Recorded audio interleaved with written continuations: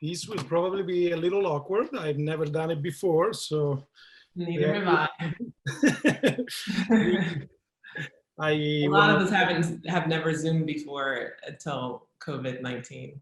Yeah, well, I used to do a lot more Skype, and now we're all in the world of Zoom. But I want to welcome you all. I think probably the only positive side effect of this moment is that we can welcome a much bigger audience. And tonight, I believe we have over 500 people connected, which I think says a lot about Amy Sherald and her work, how far and wide is the curiosity and support and interest in what you do. It also, I guess, proves that your fame precedes you. So I don't know if you need much in terms of an introduction, but I will just remind the people online that you were born in Columbus, Georgia, and actually now you speak to us from Atlanta, Georgia, which supposedly has open businesses these days. I don't know how that is going. That's why I don't live here anymore. And Amy studied at the Maryland Institute College of Art, where she graduated in 2004. And also she studied in Norway, and she went on a residency in Panama. So maybe we'll have also an opportunity to discuss some of these exotic places where you were working. She's been exhibiting for now a few decades, and had numerous solo exhibitions at Crystal Bridges, at the Contemporary Art Museum in St. Louis, at the Lewis Museum in Maryland. And of course, two of the most celebrated turning points in her career were the Outwin Buchiver Portrait Commission prize that she won in 2016, being the first woman to win this recognition. And then also at this point, the legendary commission for Michelle Obama's presidential portrait at the National Portrait Gallery, which was unveiled in 2018. In full disclosure, Michelle Obama has been at the New Museum a couple of times, so we're only sympathetic and and so happy also to have you here tonight. So introduction is already too long. I really want to just start asking you questions. And the first question, I should also add, I'm speaking with a background of a view of the exhibition by Jordan Castile at the New Museum, because this conversation with Amy is actually within the context of the public programs we have organized around Jordan's exhibition, and I believe Jordan is among the people watching us tonight. Both Amy's work and Jordan's work focus on portraiture. So the very first question I want to ask you, Amy, is a little journalistic, but I would like to know which one is the first portrait you remember encountering in your life. Wow. I'm sure it was in an encyclopedia somewhere, but I usually go back to the first, my first field trip to a museum, which was in the 6th grade, and it was a Beau Bartlett painting. And it wasn't necessarily a portrait. It was like a narrative piece similar to Jordan's work, but it was the first contemporary painting that I had seen that weren't in the pages of encyclopedia, where I could see myself. It was a representation of a Black man. So that's the one that sticks out the most. And sure. Did you naturally set on being a portraitist from the beginning, or? Yeah, I think, I often wonder like what kind of work I would make had I been born in the 80s or the 90s for that matter, but being born in 73 and just having limited exposure to art in general, it for me being an artist meant learning how to draw. I really didn't know anything outside of that. But I had to learn how to draw the figure. And so that's what I thought art was. And so that's what I pursued. But I don't know what would have happened had somebody thrown a computer in my hand at the age of 3, I don't know. what kind of work I'll be making right now.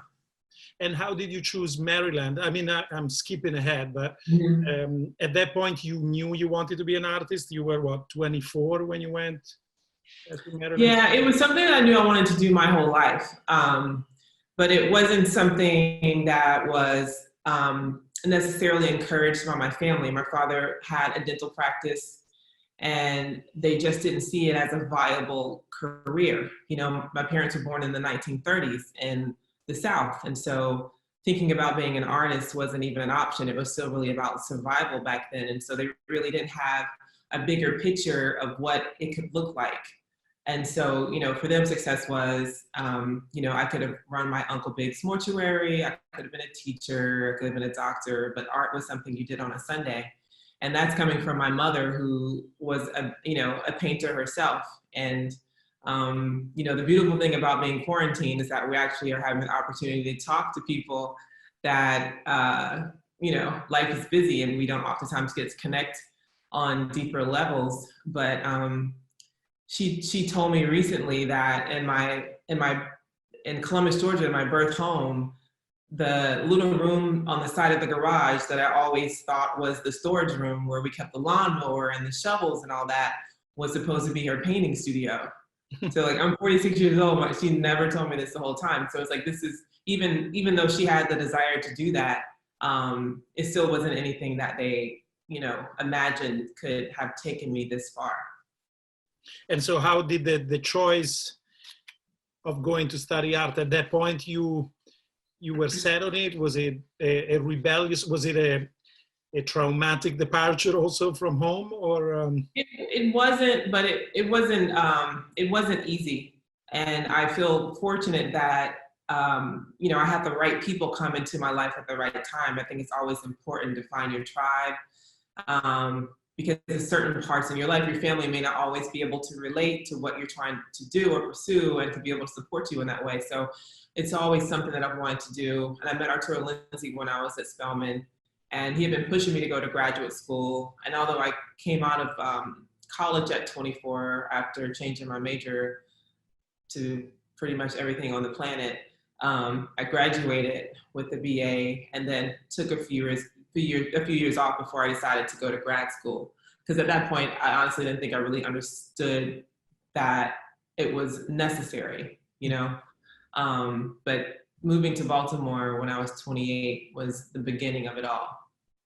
And you also have often spoken about how also moving to Maryland and leaving Georgia transformed your perception of yourself and particularly in relation to race. I think you've been very frank in discussing also race as a form of performance in a sense, which or a construction of the self and a role in which people are forced into, or so I'm curious if that corresponded also with your education in a sense and your transplant. Yeah, I think, you know, growing up in the South, it's you know, we have our own universe down here and a deep culture. And I think especially for people of color and growing up in Columbus, which was a smaller city, and having a father who was a doctor, everybody kind of, you know, they knew who you were, you know what I mean? So I went to St. Anne's School. I was the only Black kid there outside of like 2 or 3. So everybody knew who Amy Sherald was and whose child, you know, who my father was, who my mother was. And so I think for my family, and I think a lot of other Black families can probably speak to this,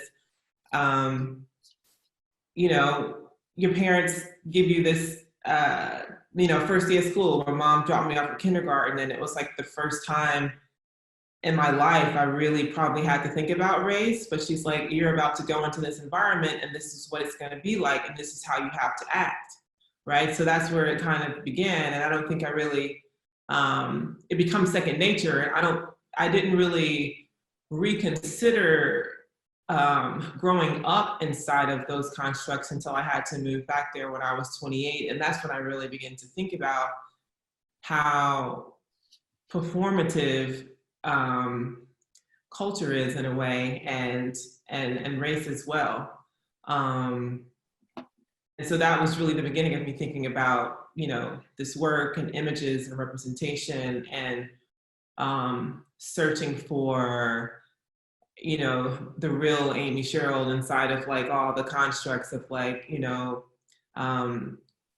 being told who to believe in. So I grew up in a Christian church, and like, this is Jesus is the person that you worship and pray to, and these are the schools that you go to, and this is what you want to look like. This is what your hair should look like. This is what you should speak like, and all those things you can take for granted that that's just who you are. But I think moving back home at 28 years old for a year to care for my family, I really had time to really think about who I was and have a perspective in life where you can kind of observe yourself in these different environments. And I remember going to, there's a restaurant, it's like a Seventh-day Adventist restaurant that my mom and I have been eating at since I was a child, and she'd bring my siblings there too. And there was a gentleman there, he'd been going there, like, I've been seeing him since I was in the 5th grade. His name was Mr. Buck. And he would always say crazy things to my brother and I because we're fair-skinned. And he would always ask, like, are you sure your father's Black? Or like, things that are like really inappropriate to say to a 10-year-old because you're just like confused, And I remember seeing him as like a 29-year-old and him wanting to have lunch with me and sit down and talk to me. And I remember what that felt like, and like, engaging him in a way to kind of like prove that whoever you've encountered in your life that looked like me, like, this is who we really are, because he was, 90 years old and like kind of racist, and, turned to religion right before he was about to die. And he was like really friendly and everybody's friend. It was really interesting. But those are the situations that really kind of started those conversations in my head about performance and race. And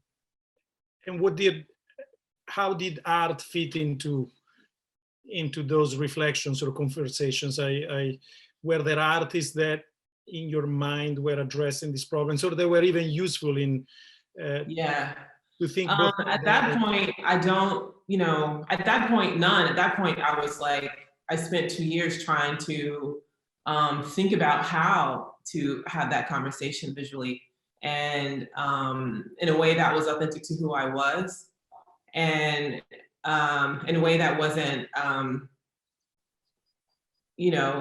there's so many ways to create and to think about the Black body. And for me, I felt like a part of the conversation that I wanted to bring about was like, what is life like without all of this? I think we always think about ourselves with, the codification of our identities in the media and like those kinds of things. But for me, I really wanted to get to know who I was outside of that. And it made me think about the pictures that I saw growing up with my grandmother, and, these different, stories that my family has carried along, and what that looked like.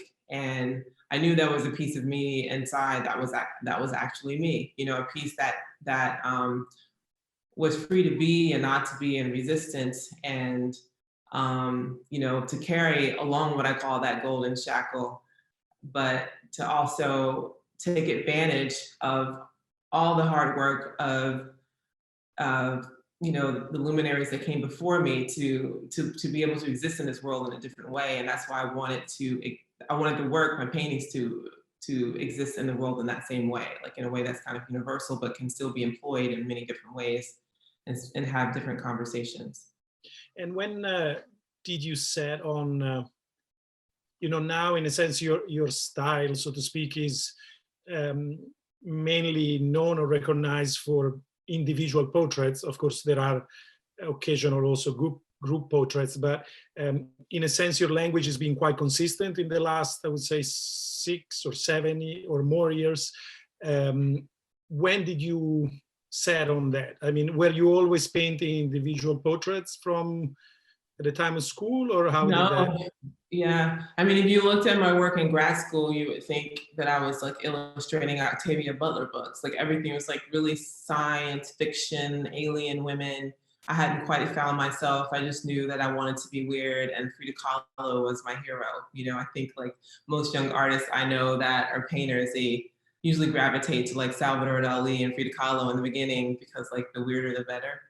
Um, but it was a journey. I mean, I knew that when I knew where I wanted to be in my career, and I knew that the work that I was making wasn't going to get me there. And so I really spent purposefully a year and a half trying to figure out what my DNA was and the kind of work that I was going to make. And I knew it would be figurative, but I didn't exactly know how that was going to turn out. And so through research, you know, I came across images, I came across, you know, in the beginning, my inspiration was cinematography, the movie Big Fish. And then, you know, it kind of clicked. Everything really happened by accident, you know, if I'm being honest. I mean, I think that's how the best work happens. It's organic. You know, I wasn't trying, but it's just like, you have to be smart and to know when you do something good. And like, that's where the genius comes in. And was there a specific portrait of yours that you consider as, let's say, number one of Amy Sherald's catalog raisonné? Yeah, it was Well Prepared and Maladjusted. That one, I had done, you know, a few before that. So I was maybe like 3 paintings in, and I wasn't making that many paintings at the time. So I was working full time as a server and like painting the other, you know, when I wasn't working. So the work was happening slow, but I knew when I made that painting and I found that model that was what I was looking for. You know, this, she was a real person, and that the kind of fantastical props and images that I had painted the couple of paintings before, which, you know, were a direct reference to the movie Big Fish. I realized that the people that I wanted to paint and the people that I wanted to paint what I wanted to see in the world, but those people, I didn't have to make it up. You know, it wasn't like a fantastical character. Like, we are not a monolith and we exist in the world in many different ways. And so making that painting of a young woman named Joy was it. Like, I knew exactly what direction I wanted to go in. And that's when looking for my models became like a very specific process, and, you know, even more, you know, they became even more difficult to find. And can you tell us a little more how it works for you? How do you choose the models or encounter the models, and how does that develop? Yeah, it's, I mean, I don't look for them. I just kind of like, you know, I'm out living my life. I make sure, you know, I always have my eyes open. Like, I don't care what I'm doing. I always have my eyes open. I could be at the grocery store or whatever. And if I see somebody, then I know I have to go after them. Otherwise, it could be another 2 months before I see somebody else. And so it makes it really hard to find, you know, 10 models in a year, because you're relying on the universe to kind of like send you what you need, but it, you know, but it happens. So it's, you know, it's something about them that I'm just drawn to, and I haven't really been able to put it into words, but it's a feeling, it's, you know, like a visual attraction, and I feel like they have a weight to them. So, you know, people like to send me people all the time, and like, I think you would really like this person, da da da da. And I meet the person, but their energy is too light. Like, I don't know how to describe it, but their energy is just too light. And there's like a weight to the people that I'm drawn to. And I think that not only how they look, but their energy is also really important in the making of the portrait. I think that's what makes them come alive. You know, I don't know. Yeah, it's weird. I mean, there's some parts of the creative process that you just really can't put to words. It's like the intuitive part, and that's what makes it special. So it's really hard to put language to it. But on a practical level, so you either meet somebody or see somebody, and then you invite them to the studio, and yeah, I meet them. I ask for their information. And, I still have models in my phone now with just a name that says model, and I have no idea who they are. So I have to like call them a year later, say, can you send me a cell phone shot of yourself? But normally, it can be immediate or it can be a year from now. It all depends on whether they just happen to have on something that I like, or whether I have to hold on to their image in my mind and wait until I come across the right kind of, outfit. And yeah, so I just, I collect them. I collect people. And what about the outfits and the clothes are very specific. Is it something you, is that their own clothes, or is it a collaboration? How does that work? It's, I think there's a few, like, I don't know, like maybe 5 or 6 where it's their clothes. And the rest of them are a collection of different items that I have. And they come into the studio and I have them try on different things until we find the right outfit. But for the most part, I have a general idea of what it is that I want them to wear. And for the most part, I have the item first. So, for example, the young gentleman that was in my last exhibition at Hauser, he has like a grid on his sweater, and it's kind of like an urban landscape. So I had that sweater in the studio. I didn't know how I was going to use it. I saw it on eBay. I bought it. It was sitting there. And he was one of the 2 artists that helped, that assisted me with the mural that I did in Philadelphia. So as soon as he came into the studio, I was like, he's the one, And so I'm like, before you leave, like, I'm gonna need to photograph you in the sweater, because it just, I'm like, it just happens just like that. Like, I wasn't even planning on it, but it just happens just like that.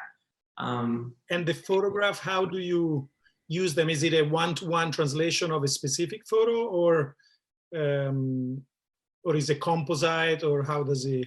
Yeah, it's a one-to-one translation. I usually take about 150 to 200 photographs, and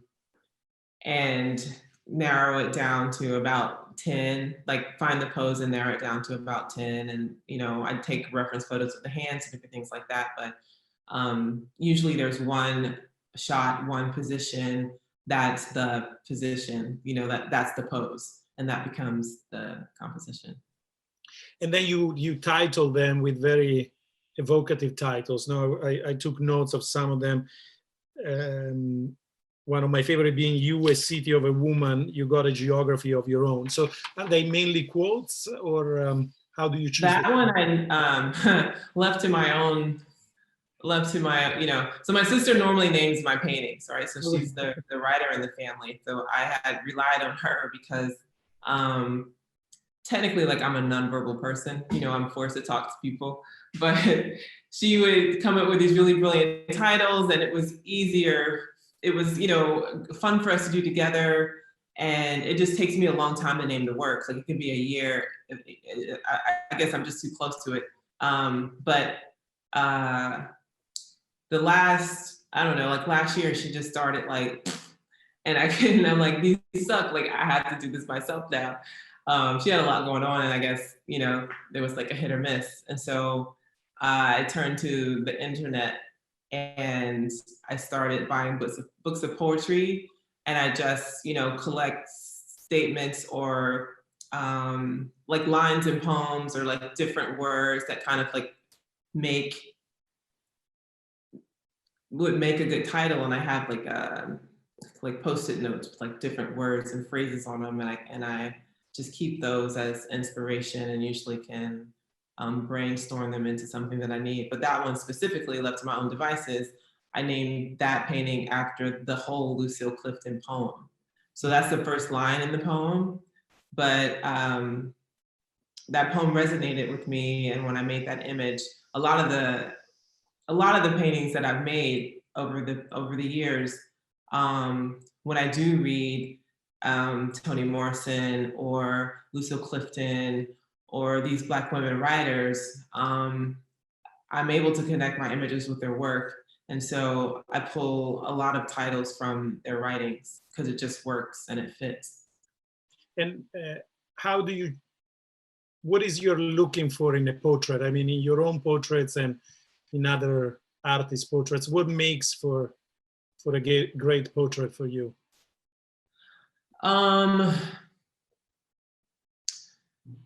For me, it's also something, it's something, it's something that's alive in the portrait, and it's not that it's well rendered, you know what I mean? So somebody can draw or paint something perfectly hyper real, and it's, you know, and in my opinion, I can look at it and it still be kind of dead, you know, it's just like overly graphic. So the more real to life it is, doesn't mean that it has more soul.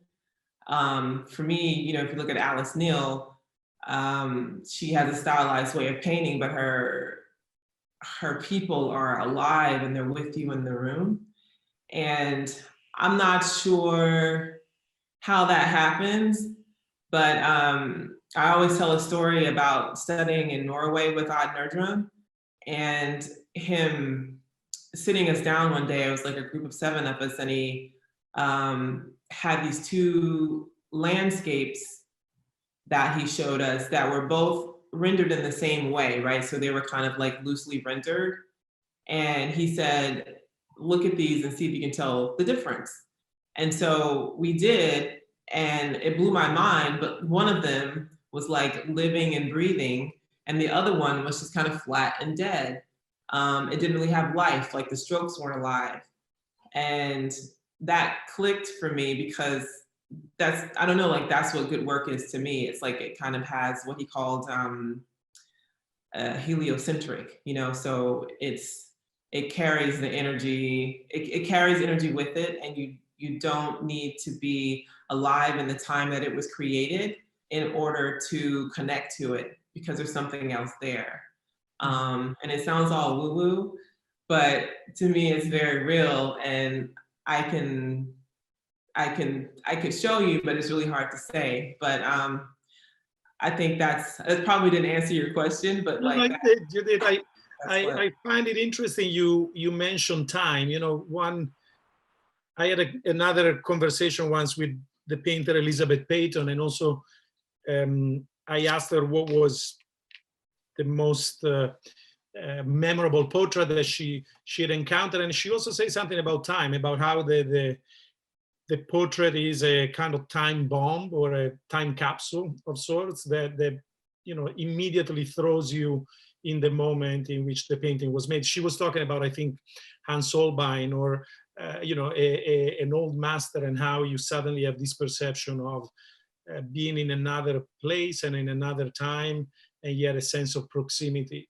I think there is something in your paintings that makes that sense of proximity and distance, which is at the root of any beautiful portrait, and is the contrast, in a sense, between the outfits and the elaborate colors and patterns and the rather restrained tonality of the skin, which you only render in variations of gray, you know, in grisaille. And how did that develop? You know, the painter Albert Oehlen says that periodically goes on a gray diet in which he only paints paintings in gray because that makes him hungrier when it comes to paint color. And in a sense, you have the same phenomenon happening on the same canvas. And how did that develop? It developed because when I was learning how to paint and learning color and how to paint complexion, I was having a conversation with a fellow artist, and he was like, you know, if you can do the underpainting in gray, it makes it a lot easier to come back in and do the glazing, you know. So it's just like a technique that we were talking about, and I thought, well, let me try that, because I always learned to do the undercolor with like with colors, you know, so like blues and purples for shadows and that way. So it just so happened again by accident that I tried it on a painting. And before I went to make this guy brown, I realized that I kind of like it this way, you know, but it was about 2 paintings later before I really committed to it. But so that's kind of how it happened, you know, it's just by accident, but it became an aesthetic choice. And now you feel it's yours, and do you feel tempted to leave that, or? You think you will? No, I honestly don't think the paintings would be as powerful if they were brown, Mhm. shades of brown for me. And I think it's because, well, it's, when I think about it, you know, it's changed over the past 5 years of like the reasons why, but as of recent, um, when I think about it, because I think this work really deals with the interiority of who we are, I think that it makes sense for the skin not to be the first thing that the viewer encounters. Mhm. That allows them to kind of like sum it up, you know? And so, right, so yeah, I think it works for me. I don't think I could ever paint it any other way, you know? And I oftentimes say, like, you know, when I went in to be interviewed by Michelle and Barack in the White House, if she had wanted me to paint her in any other way, I would not have done the portrait, because like that's how important it is to me. Mhm. So yeah. Well, I mean, you now mentioned that event, and obviously we do have to talk about it, even though I'm sure it's one of these moments that have had an incredible impact on your career. So I don't know if you are, I wouldn't say fed up with it, but does it feel it restrict the perception of your work, or? You know, I make a joke. I say, if I climbed the highest mountain in the world and it made the news, the headline would read, Michelle Obama's portrait artist climbs to top of mountain, because that's how everybody knows me. So if you're in the art world, you knew me before, then you knew my work. And so like you can like, you know, but if that's how you were introduced to me, then like that's how you know me. And I'm totally okay with that. But yeah, what was your question? Well, the question was if you want to talk a little bit about that painting and how it developed, and you know, what happens. First of all, it's the only painting on commission that I'm aware of that you ever. Yeah. I don't know if you made others. So first of all, what happens there? Is the relationship different? You know, one of my favorite anecdotes in the history of art is the legend that Charles V, the emperor, now notoriously picks up the brush for Titian when he was painting him. So that the most powerful man in the world kneels in front of the artist that is painting his portrait. I don't know if the exchange was like that, but I'm curious how you know, it was a different type of royalty, and you know, how was the exchange like? How was the expectation on your part and on Michelle Obama's part? And yeah, it was really easy. It was you know, we met, we talked about it, connected with her stylist Meredith Coop, and we started discussing dresses. She gave me complete creative control, so I really didn't have to, you know, check in or do anything like that. We did have discussions about what she wanted to look like, you know, like it's casual, or did you want a gown, or you know, obviously arms exposed, and we just kind of took it from there. And I think we started with 11 dresses and ended up with 2. And the dress that we chose was, you know, the one that that you see her in. I had a second one that I was going to photograph her in, but changed my mind. It had a floral print on it, and it just didn't. It didn't live up to the weight of the moment. And I think, you know, in this portrait specifically, I felt like everything had to have a meaning. And for me, the pattern in the dress was an easy way for me to connect her to Black history specifically without, you know, being obvious or didactic. in which sense, the pattern specifically? And maybe we have an Well, image. because you know, the first thing that I thought about when I saw that pattern was the G-spin quilts. And I had come across their work when they had the retrospective at the Whitney. So I think I was in grad school and I'd gone up to see the show. And so their images, those quilts, they stayed with me.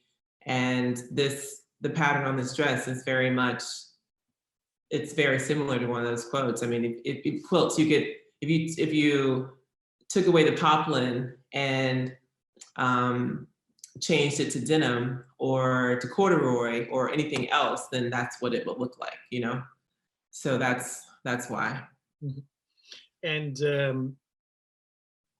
you know, often in relation to your work, maybe also because of the use of the gray, you know, the work of Kerry James Marshall is often mentioned, and you know, with discussions around the work of Kerry James Marshall, usually comes also the reflection that portraiture by African American artists is somewhat corrective of a history of absence in the canon of visual culture, not only of art. So I'm wondering, first of all, if you identify with that narrative, and secondly, if when it came to that particular portrait, of course, he resonated with a different power and energy. And, you know, at the same time, when I look at that painting, I think of Sargent. No, there is so there is very much a history, let's say, of African American history, but also there is a clear dialogue with many other aspects in the history of art. And so the question is, first of all, if you feel that your work has to have a corrective spin to it, and also if you ever feel that that becomes a narrowing or a burden, that in a sense your work has to carry that maybe other works don't have to measure with. Wait, what's the last part you said? Well, the last question is also if,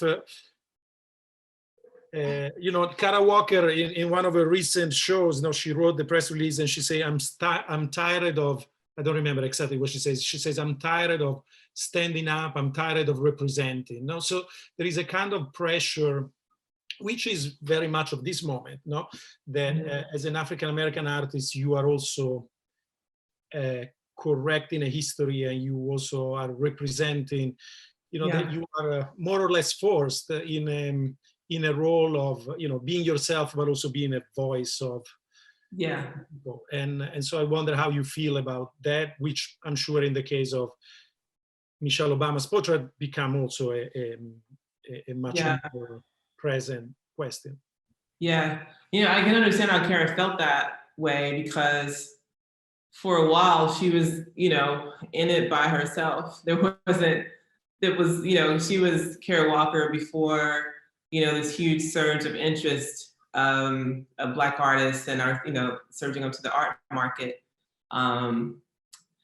I do feel the weight of what I do. And I think I realized after a while, like, it's no matter whether I try or not, no matter whether I consciously do this or not, the work is going to sit in history as a critique to the past of art history. There's really no way around that. What I do embrace about it is that it also takes into consideration the future and not the past. Not, you know, not solely the past. These images are about, they carry with them a sense of freedom. And although they're contemplative, for me, and I make these images for everybody, but they are a resting place for people for people of color. Mm-hmm. You know, they're like Jordan's images behind you, they're a representation of who we are, and they're nurturing. They are just about being, and they're not about anything else. And I think that's just, you know, just like people talk about how meditation is important and like all these things that we do to zen ourselves out. I would like to consider, you know, our work like that kind of meditation that kind of brings you back to center, because there's a lot of noise out there that you have to encounter every day, you know, as a Black person, as a woman. So many things are, you know, circulated that go in and out of your head, but these kind of images you can use to recenter yourself, if that makes sense. Yeah. And I mean, there've been some recent exceptions in your own vocabulary, in a sense. I mean, at least they seem exceptions to me, like sorry, now I'm blanking on the title, the painting in the most recent show at Hauser and Wirth, with the architectural beams and the guy sitting on it, and maybe we can see some pictures, or again the group portrait with the four, you know, the boys and girls on the shoulder, or that very strange portrait from a couple of years ago with the missile on the background. So those are less images of, in a sense, centering. They're much more, I don't know if unstable, but something different is happening in these paintings. And you know, this painting, the one we're looking at now, is quite extraordinary in the sense that it's both quiet and very unstable, almost vertiginous. I'm reminded also when I saw your show, you know, the painter Alex Katz once told me that the way you measure a great painting is by seeing how great people look in front of them. And I think that can be said of many of your paintings, and particularly the one with you know, with the guy sitting on the beam. So I was curious how what is happening in those paintings that is not happening in the others, and how you got there, and if you feel they're pulling in another direction. I think they're all going in the same direction. A lot of things, like these in particular, like I really had to get into a bigger space, first of all, so that I could think about making work that was on a larger scale. The size of the work had a lot to do with like the space I had available at the time. But these images, when I think about the beach painting, for example, that's called Precious Jewels by the Sea, they're honestly just about painting what I want to see. And thinking about, again, like the feeling that I got from looking at my mother's photographs that she had of her mother, and the experiences that she shared about going to the beach, and like not wanting to go to the beach because she didn't want to go to the Black beach. And because of that, she never really learned how to swim. And so what, you know, going to the beach was an act of resistance, which is crazy. You know, it's something that we take for granted. So I'm really, I think, processing those stories, that kind of, you know, those kinds of conversations that I have with her, what life was like for her then in the 40s and 50s in Alabama, and then marrying it with, you know, these freedoms that we take for granted now, when it comes to, you know, extracurricular activities, just anything like that. But it's a very American painting. Mm-hmm. And I think between this one and the beam painting, I'm still processing that turn. So I really feel like it's a pivotal point within, you know, my life's work, these paintings. But to have the opportunity to be able to work bigger and share some of these narratives, and this one specifically was one that I wanted to do for a long time, because this photograph, the photograph that inspired this painting, inspired a photographer named Charles Ebbett. And for some reason, I've always been drawn to that photograph of the guy sitting on top of the Rockefeller Center eating lunch. And I mean, I saw that photograph years ago, obsessed with it. I can't tell you why, but when I was preparing for my show at Hauser, I knew it was time to make that painting. And, you know, so I came into the studio during that time with a lot of questions, because I'm still trying to figure out, you know, what does this mean? Like, I know it's not a complete transition from, you know, these singular images, but there is a larger and more expansive story that I can tell within these larger paintings. And it, you know, it made sense for me to go in that direction. I just didn't want to make big paintings for the sake of making a large painting. But that photograph is such an historically American photograph. And when I think about, you know, construction in this country and building and everything that is my history that goes unrecognized and unspoken and untold, you know, marrying those two stories together for me was pretty powerful. So just having that single figure there floating on the beam and this kind of, you know, this historical moment, if you will, was what I was going for. You know, as you were talking about that painting and that photograph, it made me think also of a conversation we had with Jordan Castile about how I see her work also revisiting a history of American realism, which is often, I wouldn't say marginalized any longer, but it's a chapter within the history of contemporary art that rarely feels progressive, no?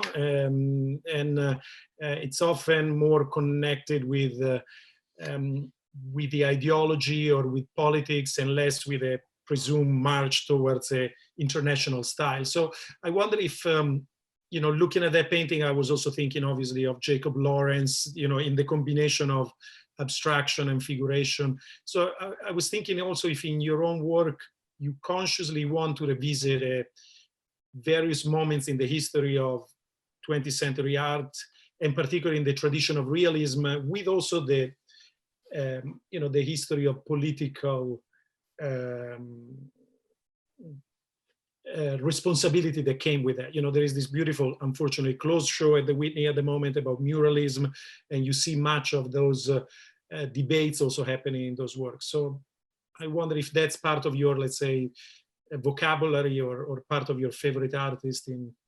Yeah, when I guess it was a couple of years ago when I was really thinking about American realism and considering that that's the genre that I would tie myself to, being that the artists that I saw growing up were artists were like, you know, Bo Bartlett, who paints these scenes from Columbus, Georgia, that I'm very familiar with, but still an outsider to. But they're very everyday American families doing things, you know? And, you know, Hopper, Andy Wyeth, all of those guys, I, you know, really looked at and studied when I was in college and after college. And so I do consider myself an American realist, if they'll let me, you know. Well, because I feel like I'm doing the same thing that they're doing. I feel like the work resonates in the same way, and you know, we have to have different conversations about it, obviously, because they feature Black bodies, right? So these are conversations that, you know, they won't have, because a white figure on a beach is just a white figure on a beach. You know, a white guy on a beam is just a white guy on a beam.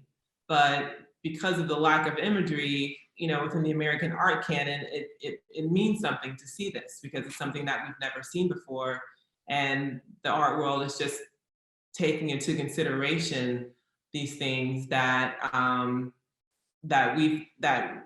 that we knew were, you know, important all along. And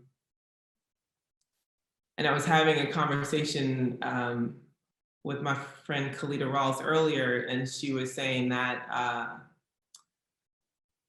you know, people look at, I guess, Black figurative work, and, you know, sometimes they may ask, well, like, are you always going to paint Black people?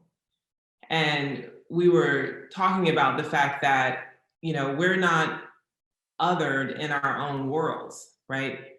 Like, I'm an other in your world, but I'm not an other in my world. So what I paint is what I see. So if you close your eyes and I say, imagine a little boy running up the street, you might imagine a white little boy, but I'm gonna see a Black little boy because, like, that's my mainstream, So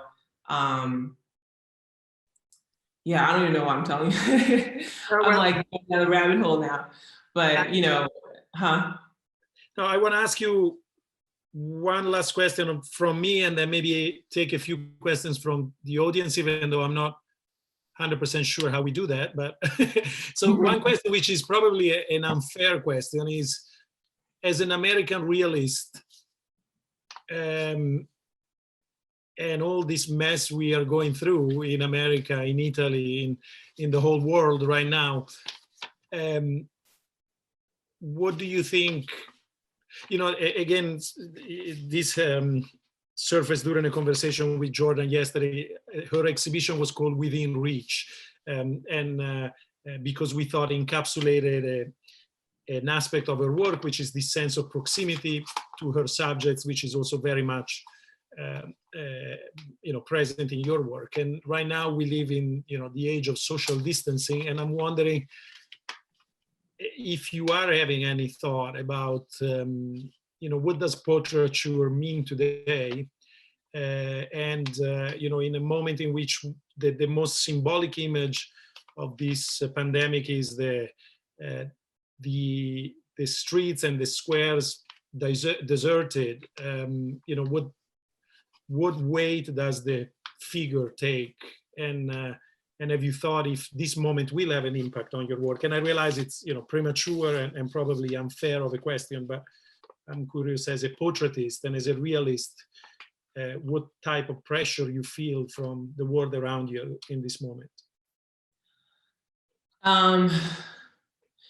I think because I'm displaced from my studio and I'm in Atlanta because I'm here to take care of my sister who had surgery. She had a heart transplant last month. And so I really haven't had the opportunity to wrap my head around that. I know it's going to change my practice in the sense of,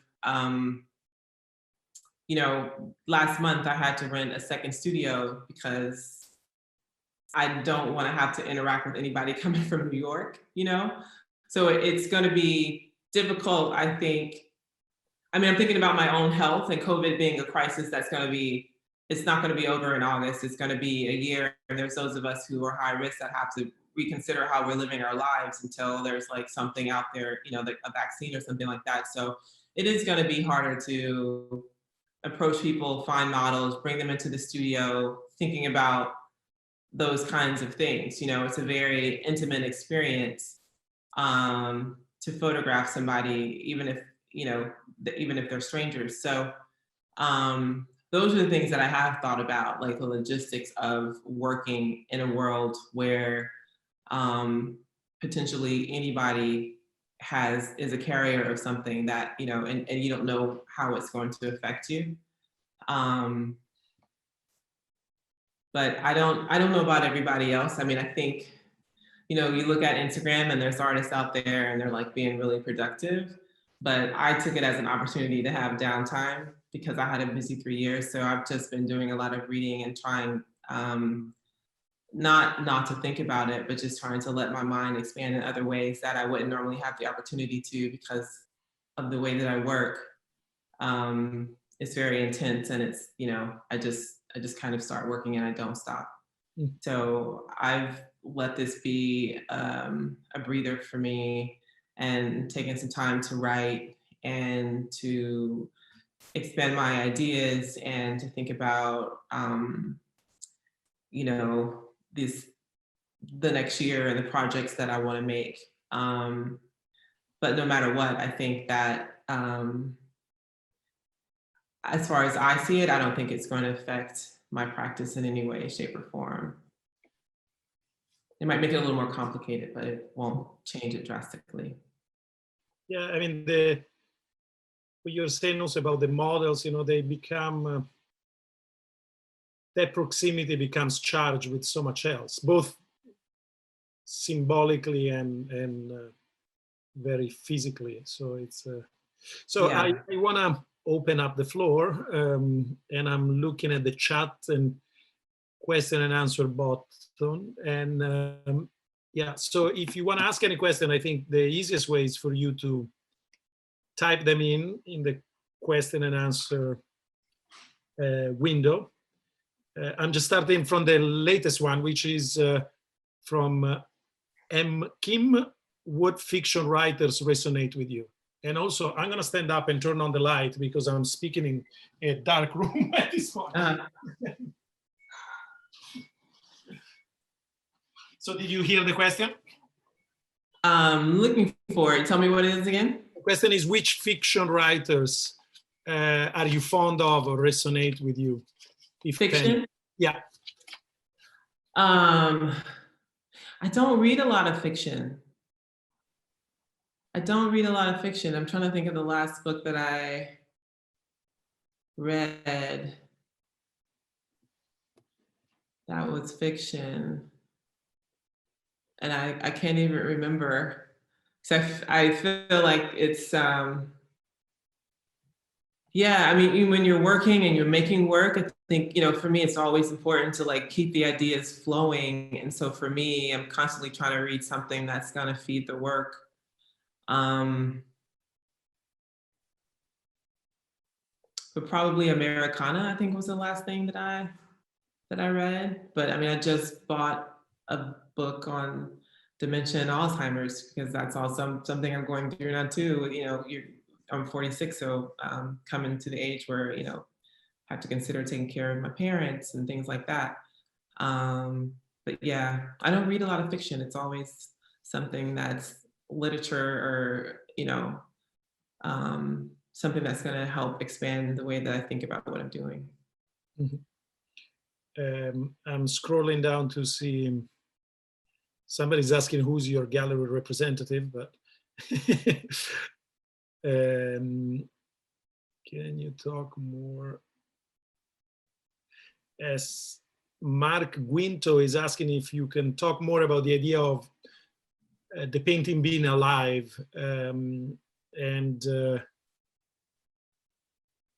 what that means. What that means. And he mentions the work of Barclay Hendricks as an example of a predecessor of sorts, but also what it means, and if there are other examples of other artists that you felt were particularly alive or. The one, I mean, obviously Barclay Hendricks works, and Kerry James Marshall. And I make note that, you know, coming out of graduate school, I didn't know who these artists were. And so I was deep into what I was doing by the time I discovered them, and, you know, had a panic attack because I was like, wait a minute, like he's painting skin black and I paint skin gray, you know, like all this thing. But I think our work is very different. But I think Alice Neal is like, she's really like she's the first person that always comes to mind. It's like her paintings are alive and they are still stylized. So to me, I think that's the best example that I could come up with, because you're not looking at something that's hyper real. You're looking at something that's rendered in a stylized way, but they still have so much life and human connection in them. Also, I think Lynette Yadobe, her work also is very moving, and it's moved me to tears, but she also has that same kind of energy in her work. There is a very, this question has been asked by a few people, but the latest one is a very funny formulation.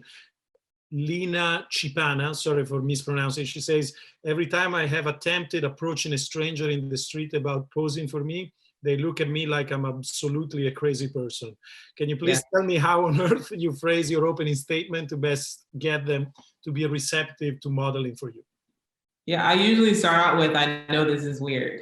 You know, I'm just like, I know this is weird, just give me a second. And then I always have something on my phone pulled up already, or like a card from a show or something like that. That usually helps. And I say, I really like the way that you look. I'm a painter, this is what I do. And I make the joke and say, I don't want to paint you naked, because for some reason, people are like, what do you mean? And, you know, for the most part, nobody said no. I've had one or two people say no. And I stalked them for like months and then finally gave up. But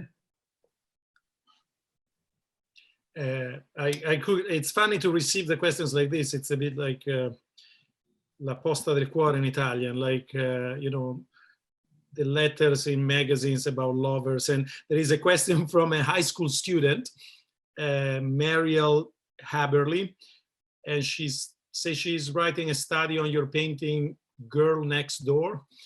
And she's wondering, I'm assuming she, Mariel, who your intended audience is. And I think more interestingly, the question is, who is the subject in your painting looking at? You know, who do you imagine the subject in your painting is looking at when he's looking out from the canvas? She's looking at you. I mean, that's, you know, it's really, she's looking at the viewer. Whoever's looking at her, she's looking back at them. That's why I hang the paintings lower than they're supposed to be hung. They're usually maybe like 8 inches lower than they should be, because I really want the viewer to kind of have like an eye level experience, to have a more intimate experience. I hate going to a museum and looking up at a painting. It just makes me feel uncomfortable. So they're looking at whoever is looking at them. And I think, you know, the people in my paintings know they're present with you. You know, they're not passive, you know, portraits of people. They're actively engaging you, and they're looking at you. So the conversation is between you and them. It's very hard to select. There is a question from Naomi Beckwith from Chicago, our friend. She says the gray tone of your skin is a main topic of conversation, but the palette for the other elements are very specific, very pop. What inspires that aspect of your work? The color? Yeah. Color inspires color. I don't know. It's like, at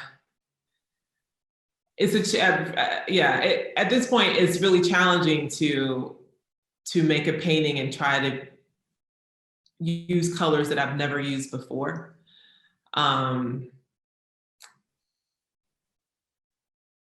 And I am very specific about what I use, but I don't, you know, I never really know how to answer that question, like what inspires you to use, what inspires your use of color, because I'm like, it's there. So it's like, it's there to be used. Like when I studied with Edlis in Norway, you know, his palette was like brown and gray because it was Nordic. And where I'm from, and where my ancestors are from, I mean, it's about color, you know. Spending my summers in Panama, it was about color. Everything kind of circulates around that color, mood, energy, and the vibrance of the juxtaposition of those things. But I think for me, what's really fun now in that use of color is, you know, moving from whatever is past tertiary and like these colors that you don't get to see very often, that I kind of mix myself and do really unexpected combinations. So I'm working on one now where the dress is burnt orange, but the background is like a mint green, and you know, spending a week just doing color studies and trying to figure out what's going to work next to, so that I just don't fall back to yellow or green or red or purple or pink, you know. as to not be repetitive. I don't know if you want to take one last, or should we say goodbye? What do you feel like? Well, I'll ask you the last one. I can't find who asked it, but the question is if you ever painted a self-portrait, or if you would ever consider. A self-portrait? Yeah. Yeah, I mean, it's coming. I don't know. I mean, you know, most people don't know this, but all through college, that's all I painted was self-portraits. Uh-huh. But they were just really bad self-portraits. Like I was bald and, you know, I had like an external spinal cord. It was like really weird. Like I said, it was like an illustration of an Octavia Butler book. But I have not come across, you know, when I think about it, like, what am I gonna wear? And like, I haven't found the right garb.